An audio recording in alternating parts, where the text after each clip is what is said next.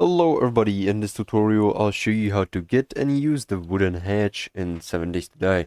So to begin, first of all, go to the inventory, to the crafting, and search for the wooden hatch, like this, and just go ahead and craft it from some wood, and wood can be gathered from trees or by punching some bushes. And to use it, to place it down, just place some leather blocks, some leather like here, like this, and make sure the ladder is flush with the floor that you want the trapdoor to be on, and just place it right on the ladder like this. And this is going to allow you to just go through the ladder and open it like this, and then just close it whilst you're on top.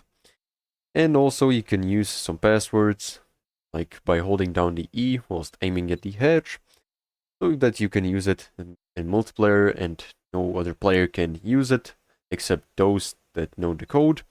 And you can also lock it so that it is only you who is able to open the door. So this is pretty much all how to get it and how to use it. Make sure to like and subscribe if you found this helpful, and see you in the next one.